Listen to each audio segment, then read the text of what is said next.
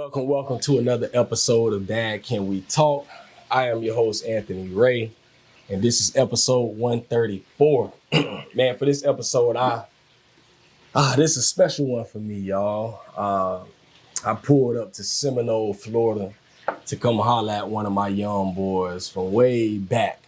A lot of y'all might know him, man.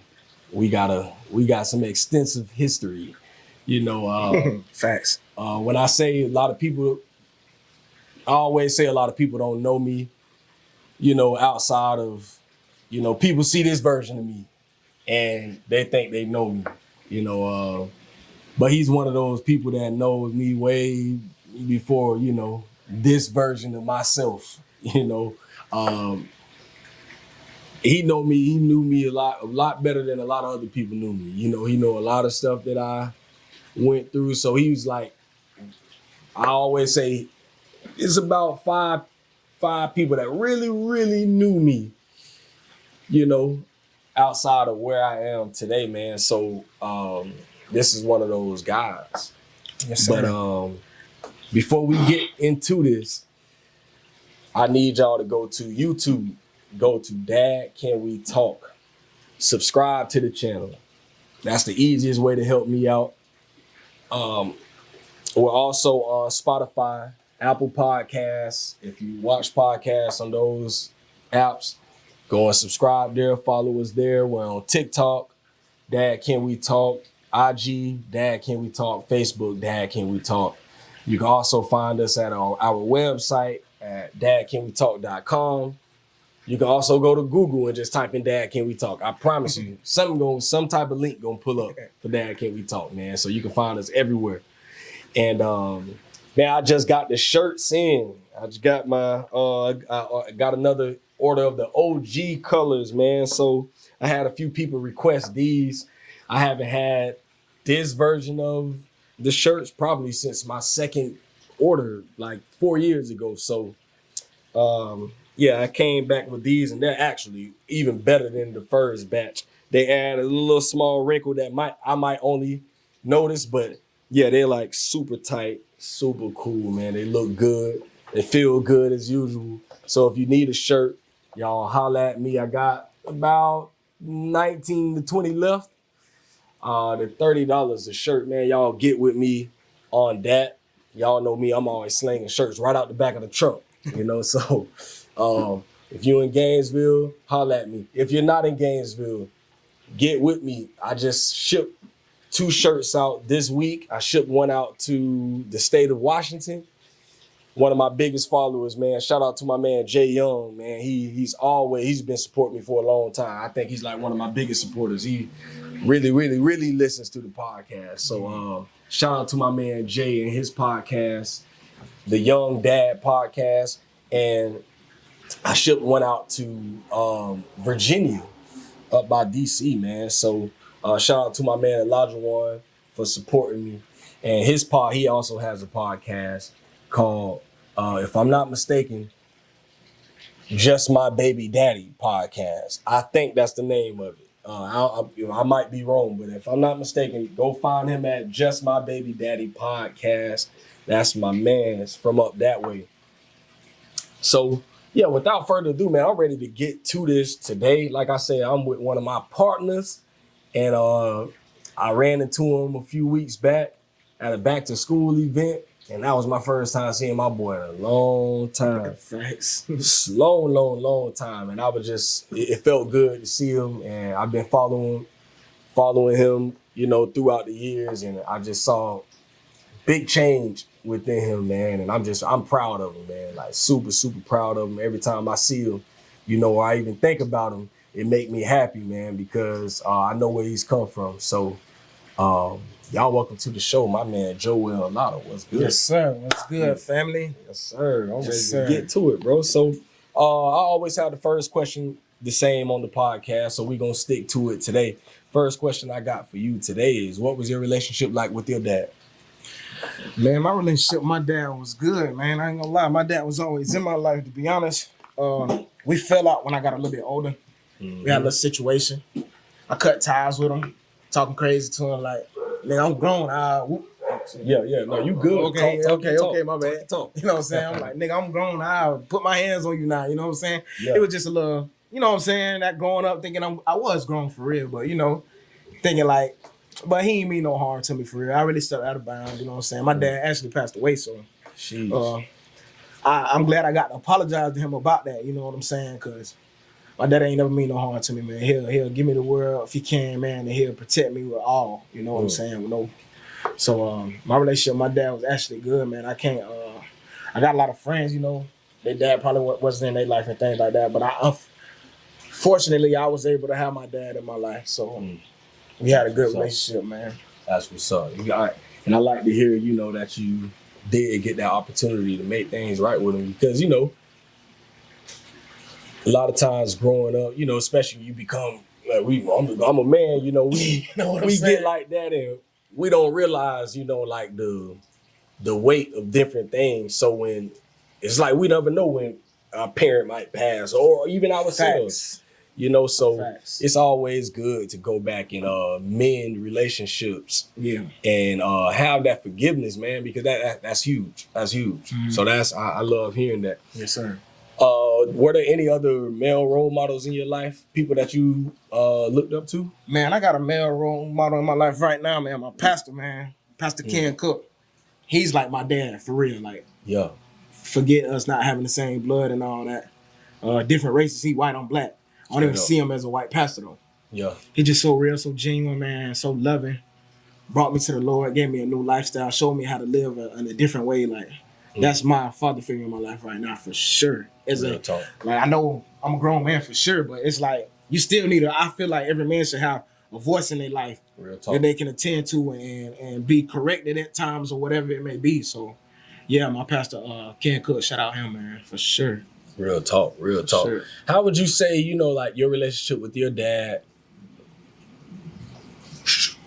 translated into the way that you parent your own child now? Okay. It's a good question, man. I would say the relationship I have with my dad, how it translated to the relationship that I got with my daughter, is the love, man. Like, he always showed me love no matter what, no matter how wrong I was in the situation. Because I was bad as a child. I'm just being honest. I was hard-headed, bro. Yeah, just wilding out. You know what I'm saying? Yeah. Hard-headed legit, man. Yeah. So, but he never, like, held nothing against me. Like, the love was always there. He never talked down on me. He always uplifted me to other people. You know what I'm saying? Yeah. My son is this. My son is that. Like, just talking. Just encouraging me. Like, even when I know I've been tripping, he's still talking good about me. You know what I'm saying? So, yeah. That helped me to just show love to my daughter no matter what. If I'd have told her to do something 10 times, she still ain't do it. It might be frustrated, but I'm still going to love you. I'm not going to be mad and hold nothing against you. You know what I'm saying? You just a child. You growing, you learning.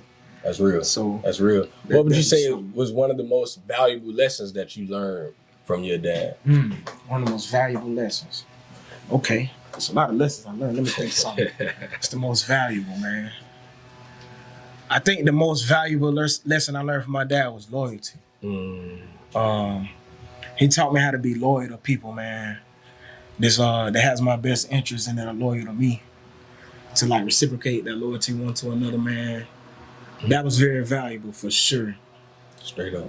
Because later on, I was able to apply it once I grew a little bit, if you get what I'm saying. And I can apply it a lot more in my life now, and it's opening up doors for me with connections with people, man. And I've been meeting all type of people lately, man, and it's just like, it's good people out here still. I know we had this thing like, oh, I ain't trying to meet no new friends and all that, man, but at the end of the day, I don't care who you are, you need some type of help.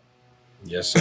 That's just the truth, you know what I'm saying? So that right there, I think that loyalty is what helped me, man. No, that's real. For sure. And see, and I ask these questions because I think it's important. You know, like you know, I didn't grow up with my dad. Yes, so with me not having a dad, once I got a little older, like you say, man, you know, when I met my former pastor years ago, man, I was like, dang, you know, like this, I've been needing something like this. I felt like it was something that I missed in my life. I needed a male role model, someone that I could look up to, you know, like when I got into the church, I wasn't married, ain't had no kids. And I'm just like, once I got around the brothers that I had met at my church, it was like, dang, like these cats married, they got kids, you know, they doing stuff in the community. Mm-hmm. And I could see myself living like that. I'm like, dang, like that's where I want to be at. But I just knew I wasn't there. Yeah. And so what I started doing was just like, man, bro, what you got something going on today, bro? I'll come with you. You know, straight like, up. You know, just trying to hang around with them because I'm like, dang, like I wanna be where they are. Mm-hmm. I wanna do certain things that I see them doing. And just being in an environment where you're around, you know, some real men, like you say, they gonna hold me accountable. They gonna, you know, hold me to a certain standard. And if I'm not doing the things that I told them that I say I want to do, they could tell me that, you know, and it's nothing but love and respect there. Mm-hmm. And I felt like, dang, what if I had grew up with a dad, you know, like years after I got into the church and stuff. I'll never forget, man, when it really, really hit me, we was doing mentoring over there at the Blue Center on 8th. Yeah. And we had been over there for a minute. And one night I was leaving and it just hit me going home, bro. And I just started crying, bro. And I'm just like, dang, like why didn't I have what I'm giving them when I was growing up? Like, why, you know, like, and I just started to feel just like, dang, like I really feel like I missed out on so much in life, not having someone when I was younger. Mm-hmm. Like how I was, you know, all these just were 15, 16 years old. I'm like, I wish I had somebody in my ear when I was 15 and 16 trying to tell me, man, focus in school, bro. You better do something right, good with yourself, man. Yeah. You know, you get out here, you know, as you get older, every decision that you make at 15, 16, 17 years old, you better believe it'll be with you when you're 30. Yeah. When you're 35, you know, and I just, you know, I went home, I called my mom about it, and she really didn't understand what I was saying. And she was like, well, you know, you always had me. I'm like, I'm not saying that, Mom. Yeah. I know I had you. Yeah. But what I'm saying is I wish I had my dad. Yeah. That's no knock to you or anybody else. I'm saying, even like I had my pastor, but I'm like, I wish I had my biological dad, a guy that, even though my dad wasn't there, I always did look up to him. Like, even in the state he was in, you know, being on drugs and all that, but I always just felt like, dang, like, I never looked at my dad in a way to where I hated him. It was just, he had his issues, but he was always a good dude. You can just tell he's just a good dude. You know, when you see him, it was always love. But I'm like, so I always felt like, dang, like, man, what if I had a dad here to walk me through life's challenges? Yeah. You know, when I got something going on, I can call my dad, the man who raised me, you know, in theory, like to see that, and that's how I want to be with my son. Like, yeah, I want my son, when he get older, he can come to me and I can say, yeah, son, you know, man, listen, when you were 7 years old, you know, we went through this right here, you know, just, and he can see it now, you know, he's in the midst of it with me, and he can say, dang, so that's what you were going through, Pop? Yeah. You know, just, so yeah, I like to ask people questions like that because I just think it's important. You know, we learn so many good lessons. You know, we learn good and bad from 100%. Our dads, like for real. But 100%. Yeah, so that's kind of why I like to ask those questions, man. How would you say, you know, now? Well, I ain't even gonna go there yet. What was it like when you first heard the words, "You about to be a daddy," or "You finna be"? Man, I'm pregnant. I'm gonna keep it all the way real, but I'm like, what? What you mean? Because I was young. I was 20. I was like 20, man. I'm still young. I ain't really trying to have a baby yet. You talking about you pregnant? I know what I'm doing, so it's like, you know what you're doing. You got AIDS. You think it's can't be out yet? Yeah. So it was like, but nah. After a while though, like once I really realized, okay, yeah, I'm finna have a baby, I gotta man up. I gotta get off that childish stuff saying I don't want no baby. Like, what? I created the baby. You know what I'm saying? So straight up. So afterwards, man, I just embraced it, man. I'm like, man, I'm just gonna try to be the best dad I can be, man. You know, and I had hiccups along the way, you know, but I became better, and I'm becoming a better father to my daughter. You know what I'm saying? So it's just beautiful to see how everything transforming. between our relationship and stuff like that, man. But yeah, but at first, man, I'm like, man, look, man, what? What you mean? Yeah. I'm finna have to feed him out. That what you telling me? Sheesh.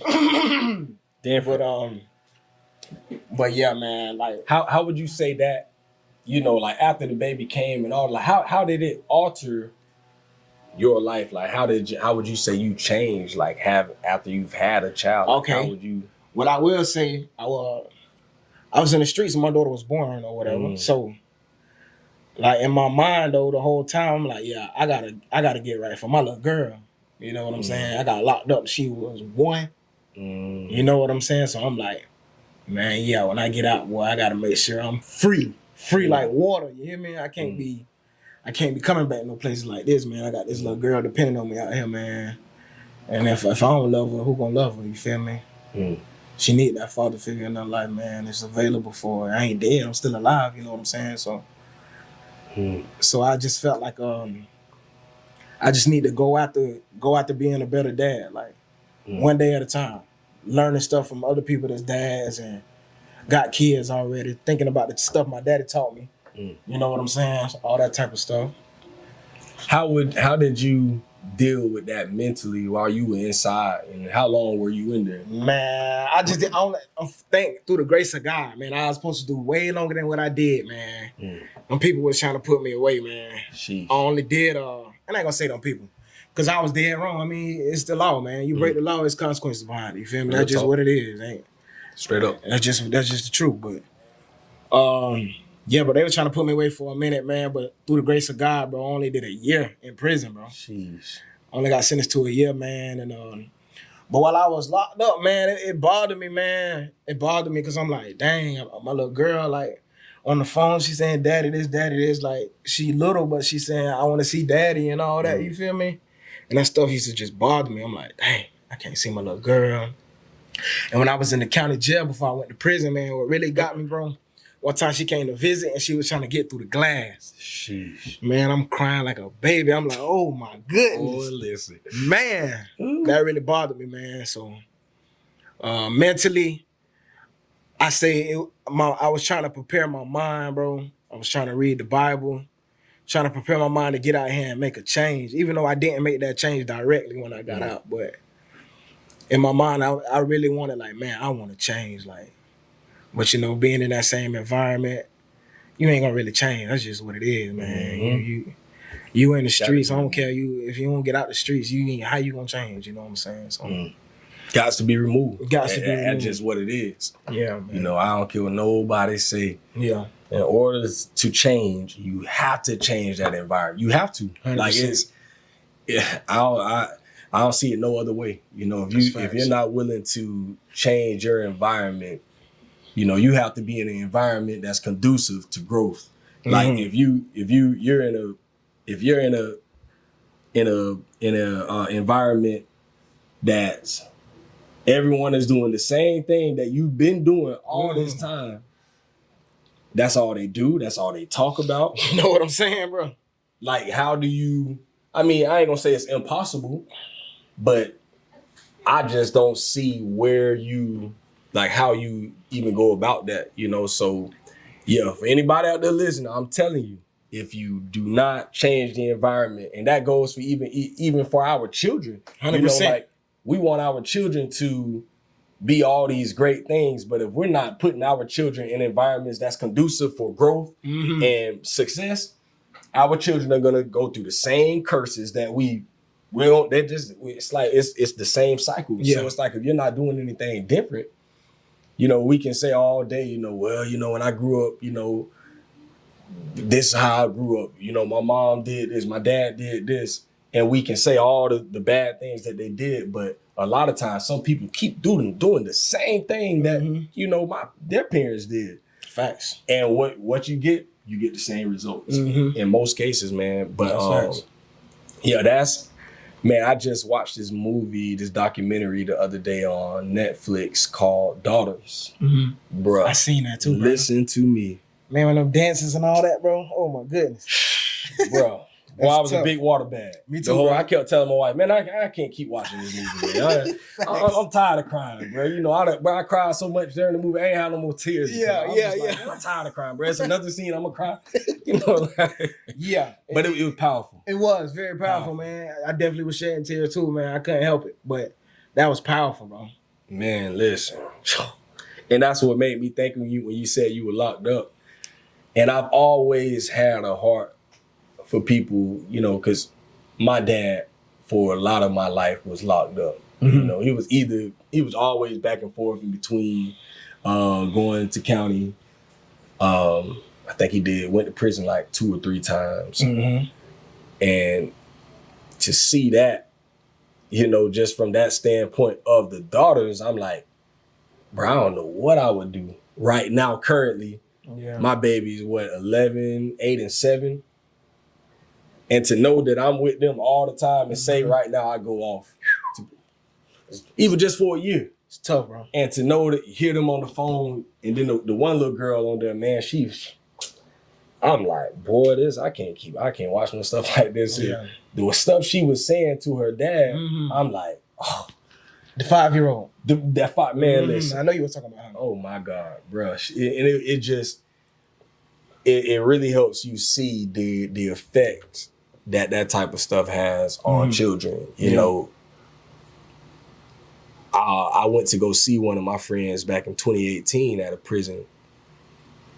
And I'll never forget when I was, you know, we were leaving and all the guys that had their families there. Yeah. And to see them have to hug their babies and you going back there. You're going back, man.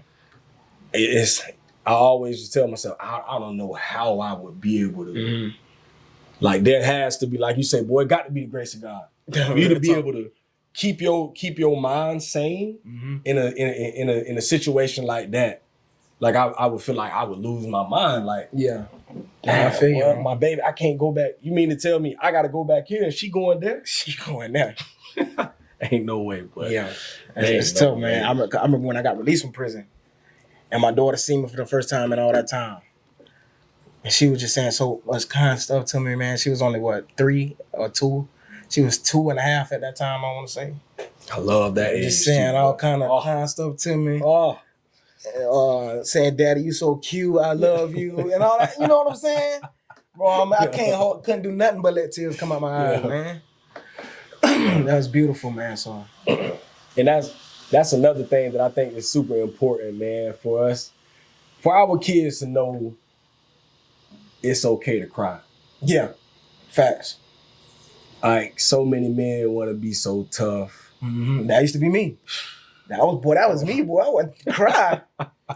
Boy, I ain't crying. Who? I'm a man, boy. Boy, I got out of that stuff though, boy. I'm gonna shed tears faithfully too. I almost cry daily, bro. But not because almost every day. And it don't necessarily be from pain. I do a lot of praying and intercession. I'm trying to get all super spiritual on that, but I cry. I just cry. Let's just say I cry. But that's real. I cry. You know, when you have a heart for people, you know, you have a heart for your community. Yeah. Heart, you know, for your family. Man, I would say every other day I cry. At some point in the day, you know, I might just be riding down the street. Sometime a certain song might come. I'll be like, turn. I don't even want to cry right now. I don't want to cry. I don't want to go into that. Yeah, I could be watching a video on the internet, a sad video. Oh, hold on, wait a minute. Put my phone down. Hold on, not right now. No. Not this moment. No. Yeah, I feel you, bro. I feel you. But yeah, I think that's it's important to release those emotions though, man. Yeah. Because so I work for a fatherhood program. And one of our sessions that we go through in this handbook that we go over with the dads is a session on handling your feelings, talking about feelings, emotions, and dealing with grief and all of that. And one of the tips in there, one of the key things is it's all right to cry. Cry. Let this stuff, anytime I cry, I feel like that's me, like getting stuff off of me. Yeah. You know, and once I get it off of me, I'm like, okay, I'm straight now. Yeah. I'm good. Yeah. I can go in the house. It make you feel better, bro. Yeah. 100%, bro. Go sit right on that porch outside, get that good old crowd real quick. Yeah. And then I'm going to go back inside. Now I'm ready to, face whatever it is that, I got up against me, And like you say, it ain't always just bad stuff. It's just sometimes I'm just thankful. Yeah. Thankful that, we even still have the opportunity, bro, to be in our kids' lives. Bro, I'm talking about facts, opportunity to still even be alive, all that, bro. I cry about that, boy. For real, man. Serious. Real talk. Man. So, how old is your daughter? 10. So 10 she years right old. behind mine. Mm-hmm. Sheesh. So was she 5th grade this year? Yep, 5th grade. Ooh. What's that been like, bro? Man, she getting so older, man, and just so smart and just saying all these things. I'm like, you're still a child, man. Come on, slow down a little bit. To stop growing so fast. Feet getting big, getting taller, man. She gonna be taller than me. I'm already ain't that tall anyway. You know what I'm saying? That ain't too hard. Yeah, man, she getting tall, man. Feet growing, and it's been. But I love how she don't try to hide stuff from me, man. She'll tell me stuff or anything. Like it was, I guess, at school there was some man trying to get on campus or something before school started during the summer or something like that. And she was just telling me about that. I was like, you told anybody else yet? She was like, no, you the first person I told. And man, it's just good, man, to see my daughter growing up, man. 5th grade being middle school next year, man. It's just beautiful, man. Sheesh, mine just started middle school. I feel like I'm at another milestone of fatherhood, and like you say, I think we gotta continue to create an environment for them to feel comfortable to be able to talk to us about anything. Like that's one of my biggest fears, man. Is my baby's not feeling comfortable enough to talk to me, and a lot of times they do things where I get so upset, and then I'm just down their throat all the time. But I've been trying to work on that, like really trying to work on my anger. Yeah, I got you. And not being so upset about different things. Me too, bro. Because it ain't like some stuff don't even be that serious. Yeah, facts, bro. Facts. I definitely understand where you're coming from, bro. Same with me. I've been trying to be. I actually have been better at that for sure, because I was bad at that, bro. I ain't gonna lie. Just kind of being too over angry. Like, come on, man, calm down, man. Yeah, it's a child at the end of the day. They still learning. You know what I'm saying? But yeah, I definitely struggled with that for a minute, bro. I just started changing that probably within, like, really, to be honest, within this last year, I've been calming down with that, man. Because like you just said, I want her to be able to be honest with me. Like, even if she like little boys, she might like it at school, whatever. She a girl, she supposed to like boys. Yeah, I ain't about to be. I don't want you dating and doing all this crazy stuff now, but you're supposed to like boys. Like, okay, that's fine. You can tell me that. You know what I'm saying? So, yeah, just trying to make sure my daughter tell me everything. I want her to be able to trust me with whatever it may be. Man, I had a situation one time. My daughter, I was at work, and so my wife texted me and she was like, "I'm just texting you now before you get home to let you know that Azri dropped your iPad and it's shattered." Yeah, and so initially I'm like, bro, something else. And I was mad, but I was glad that I was at work, because while I was at work, I still had a few hours left. And it allowed me to calm down before I went home. So by the time I got home, I had thought about it for a couple hours, like, bro, it's an iPad. Yeah. Bro, you can get an iPad fixed. Yeah, 100%. Like, it's really not that serious.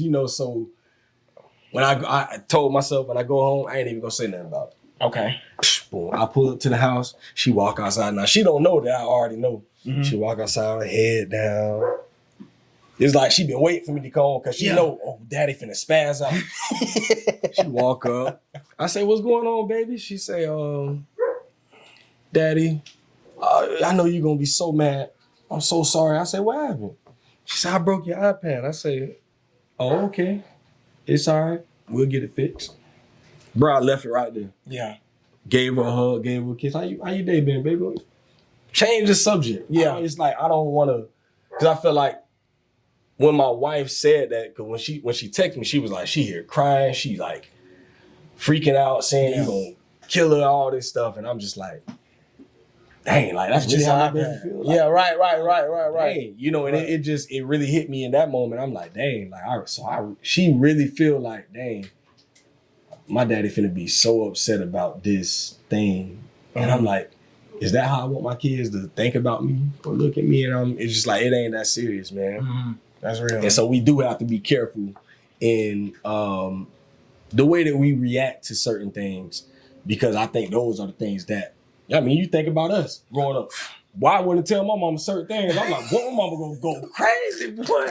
Like, let my mama know, Auntie Bo know. Boy, they facts though. For real. So it's like, you got to hide it. Mm-hmm. You know, instead of, man, I made a mistake. Man. Yeah. Let me go talk to my mama about this. And I think that was one of the things. So it's like, I don't want my kids looking at me like that. Me neither. Like, for real. Me neither, dog. Yeah, bro. How would you say, you know, at this current time, you know, you've been in this for 10 years now as a father. What would you say is one of the toughest things that you've had what's one of the toughest things about being a dad this far from your standpoint? What's tough? I can't say what's the toughest right at the moment, but at times the dependency of the child on me was tough at first, though. Like knowing that child depending strictly on me a lot. You know, it's other people, but you know what I'm saying?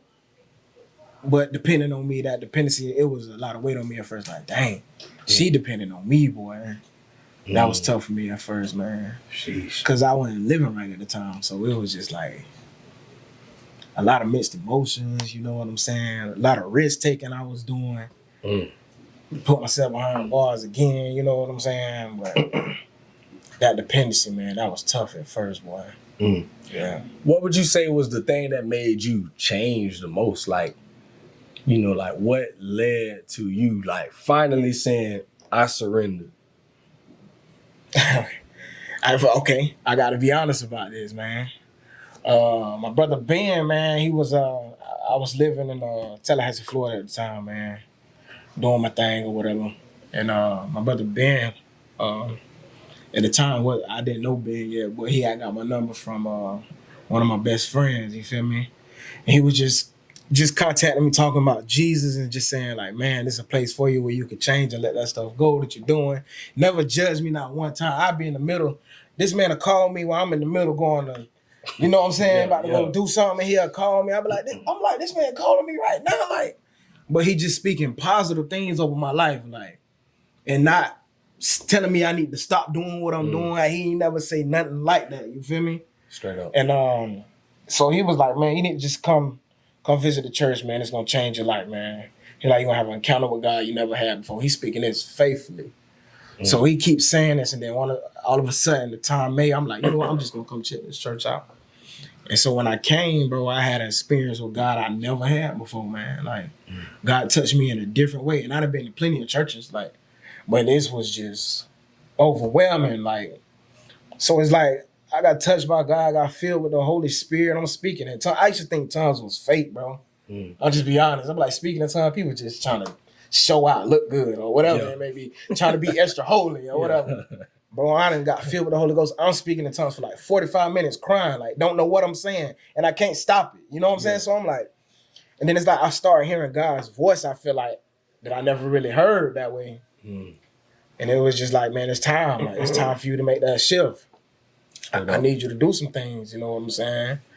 So I went up to my pastor. He wasn't my pastor yet at the time. I'm telling him, like, look, sir, I feel like I'm supposed to be here, man. I feel like this is the change I need, man. This was going, the brotherhood, the family, the camaraderie and all that, man. Just like, it was just something I needed, like, because I always had a brotherhood in the streets, you know what I'm saying? So I was like, I gotta have a brotherhood still. Got you. Well, this brotherhood was different from the brotherhood that I had in the streets, though. And I was like, yeah, this for me, man. And he was in agreement. He was like, yeah, man, yeah, I believe you should be here as well. Like, So I just made the shift, man. I just up and left. I ain't gonna lie. We end up getting the money to break the lease for the apartment me and my fiance was staying at the time before we got married. Man, we just up and left, man, and then I knew from that day that I was done. Like I was free. I ain't even gonna say I felt free. I was free, like. So I'm like, yeah, this is where I'm at. And then I just been growing ever since, man, trying to better myself, man. Well, I love to hear that, boy. Yes, sir. And that freedom, bro, it's nothing like that. Like when you like finally come to that understanding, like, bro, I ain't got to be doing this stuff, man. Like it just like it's nothing that can really explain it. Where it's like, bro, I can literally get up and walk away from this stuff and never come back. I ain't never got to do this. I ain't got to do it no more. No more. Like, I ain't did it since. Man, you know what I'm saying? So yeah, for sure. That's one of those things that I always try to tell. You know, people ask me what happened. I'm just like, man, most people all they know is one day I was like this. You know, I was with Torn on everything. Torn was with me that day when I was like, all right, it's over. It's over with.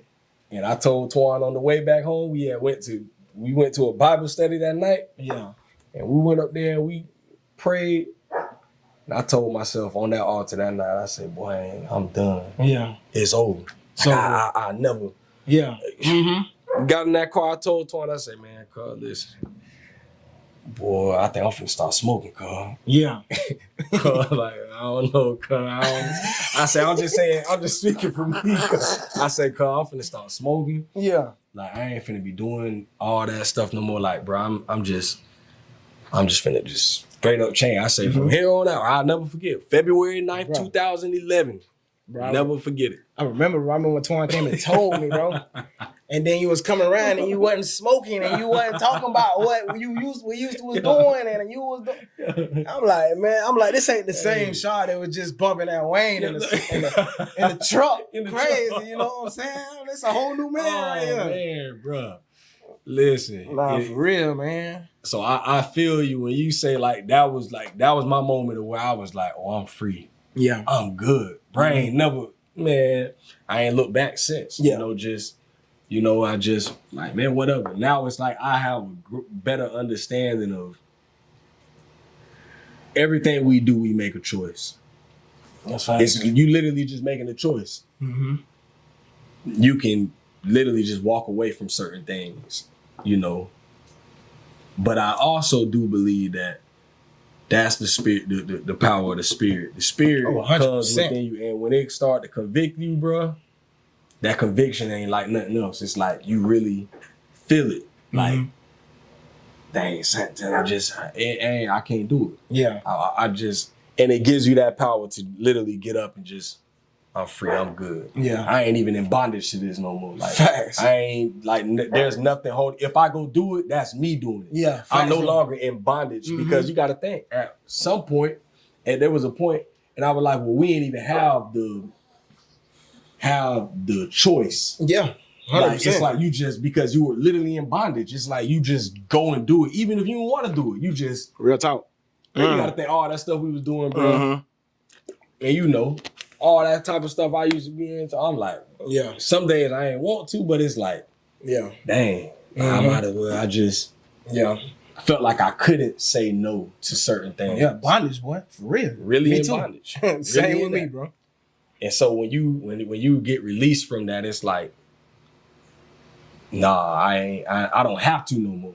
If I go do it, that's me just making the choice to do it. I can literally, but I know I can get up right now and I can walk away from this thing and say, no, I have the power within me now to tell myself I'm not doing that. Yeah. Yeah, that's what happened with me, really. Telling you. God gave me that power to tell myself I ain't got to do it. Because I ain't in bondage. Like you said, if I do it, it's on me. And I done made mistakes since I done start walking with Jesus. Straight up. It was me, but I wasn't in bondage though. Straight up. And that's the difference. Like it's like now, and that's what I always tell people, it's like we still sin, but we don't live in sin. When you live in it, that's when you in bondage to that. You literally are in bondage to the sin. Like you this is what you do every day. It's like you're not even conscious of it. Yeah. Because there's no conviction there. It's like I just like at a certain point I wasn't tempted by certain things wasn't temptation. I just did it. Yeah.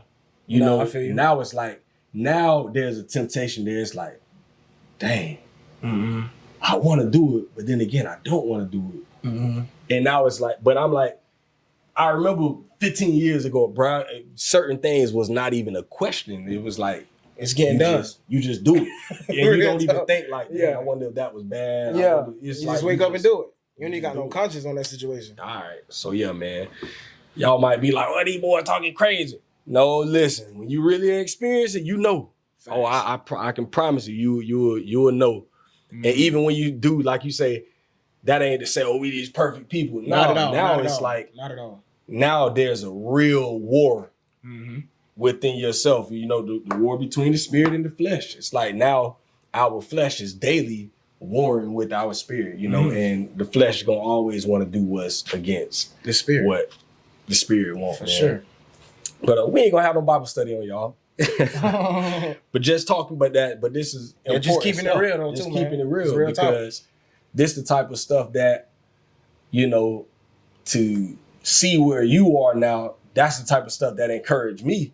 Because like you say, when I changed and I still seen all y'all, you, Twan, just everybody, I'm like, dang, boy, like I felt like everybody kind of looked at me like, dang, Shaw just different now. Yeah, I did. You know, like for real.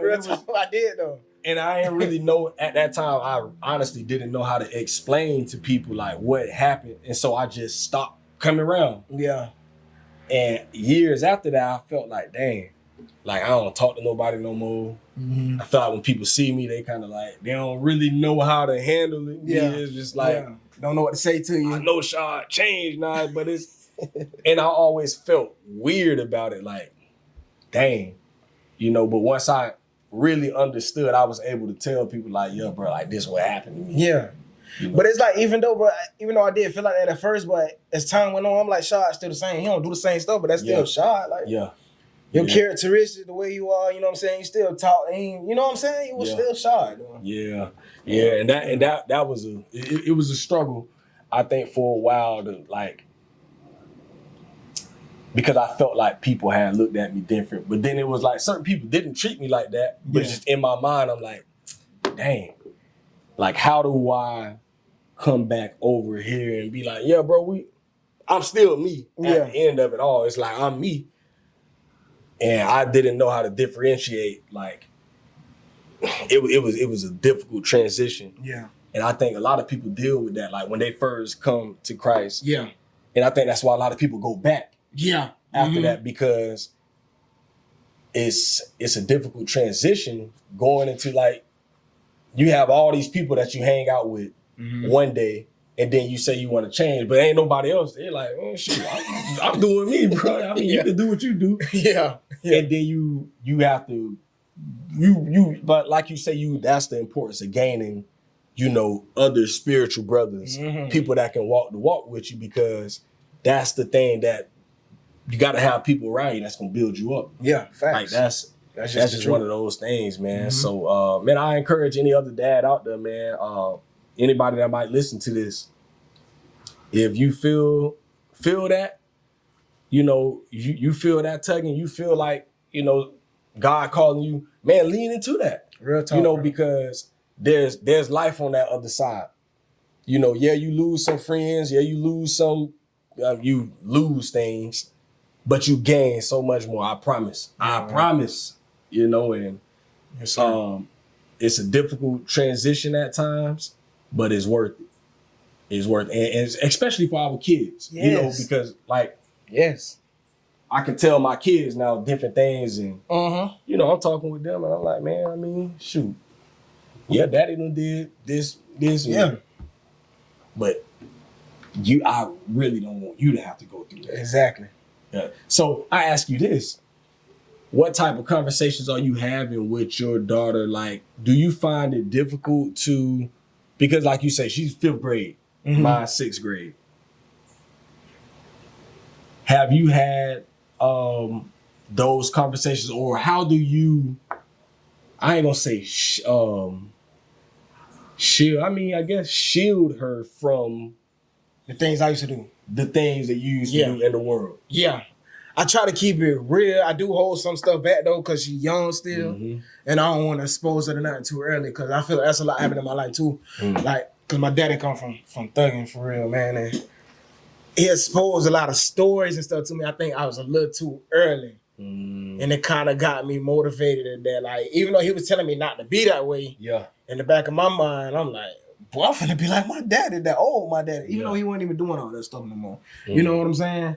So I try to tell her what I feel like is beneficial at her age, you know. As she get older, I'd explain more and more. So when now her being 5th grade, she's a little bit older than she used to. I mean, when she was only like 6, she used to ask me some deep questions like, "Yeah, boy," and just ask stuff like that. So why did you go to prison? She's 6 years. I'm like, why you asking me that right now? I don't want you to know right now yet. I went, baby. We're gonna talk about that later, you know what I'm saying? But I mean, just I try to just let her know though, man, for the most part. If it's something that I feel like she's still a little bit too young, I hold back. I'll be like, I'm gonna wait. I don't want her mind to even start thinking about what I could tell her yet. Yeah. I'm gonna wait till she get a little bit older and it's already kind of coming about. Maybe from an environment at school or something like that or whatever it may be. And then be like, okay, look, your daddy went through this. Look, I'm telling you this so you can avoid this. You don't have to go through that same thing. We're not gonna carry generational cycles. You know what I'm saying? Straight up. Stuff like that, man. That's how I go about it. Yeah, it's difficult one day, boy. Yeah. It's difficult. Yeah. It is. Very difficult. It is, man. Yeah, but I say, I don't know, man. I've been telling myself by the end of this year, I feel like I want to have that, you know, that birds and the bees talk with my daughter. Yeah. Because she's in middle school now. Bro, if they go to public school, man, you kind of got to tell them now. Yeah. She I talked to my daughter about it. I'm going to be honest, I had to, man, because she came home and asked a question about something somebody said at school. So I'm like, oh, yeah, we're going to go ahead and nip this in the bud right now. We're going to roll it up, throw it out the door, whatever we're going to do with it. But it ain't staying in here. So I just kept it real with about the situation. I was telling her, like, man, you got to withhold yourself till you get married, man. Don't let no guy come around here playing with your heart, trying to take your purity and all that. He don't care nothing about you. Straight up. He just care about how you look and sit and want to know what it's like. I had to keep it real because she was exposed to something. You know what I'm saying? But it's other things though. I say I try to just hold back till she get a little bit older, man. Real talk. Yes, sir. Knowing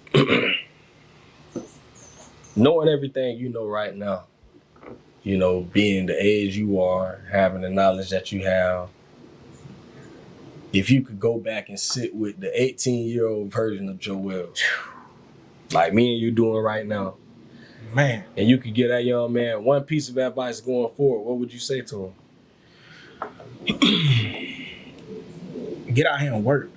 You don't gotta trap. You don't gotta try to find a quick money scheme. You ain't gotta go rob nobody. You ain't gotta try to scam, get nobody credit card information, none of that.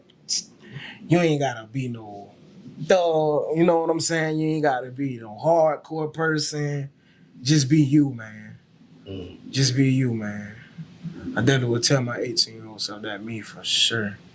Cause man, that's around the age I really started trying to thinking I was. Sheesh, boy. Shoot. Ooh, and that's crazy. When y'all was 18, I was 22. I was just transitioning out. So I think I missed a lot of that with you, you know, 18 and up, you know, because I was, like I said, that's when I had just kind of what, that was 2011, 20, dang, that's wild. Yeah, man, I don't want to do nothing that's gonna hurt nobody else to get no money. I don't want to poison nobody with no drugs. I don't even care if it's just weed, man. And much people say it's good for you. That stuff ain't good for you, man. Especially this weed now, bro. They got all this stuff they putting on in it. The THC levels way higher than it used to be back then. All this crazy stuff. Yeah, man, I wouldn't. I won't do anything for $1 no more, man. That's real. That's real. And that's good advice for anybody out there, man. You know, sometimes it's difficult and it's rough, but man, you don't have to go out here and do no crazy stuff for no money. You don't, man. You don't. Because at the end of the day, you're going to reap what you sow. Real talk. Real talk. That's all I can tell you. You know, I done did some stupid junk, bro. And it's like, all that stuff we did, I got nothing to show for it right now. Nothing. 35 years old. Yeah, facts. Real talk. Me neither. I ain't got nothing to show for nothing I had going on either. So. Yeah, nothing at all. But I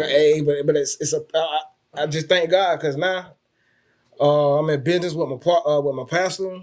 Wow. Window cleaning. Yeah. Making good money off that, man. Bro. God can do anything for you, man. God got another way for you where you can make money. He don't want you to be poor. You know what I'm saying? Real talk. That mentality, we need to take that out of that. Us being believers, like, you come to Jesus, now you're supposed to struggle and be poor, that crazy stuff. People, no, that's not how it works at all. You know what I'm saying? Gotta get out here and get it. You gotta just get out here and get it. You gotta grind. You just gotta grind. And God will open doors for you, man. You can get money. You can get just as much money or even more. For real. And feel better about it. And feel better about it. And they got to look over your shoulder to see who trying to rob you, plot on you. The police right here, they on this investigating. They sitting on the block watching your house. You ain't got to worry about none of that.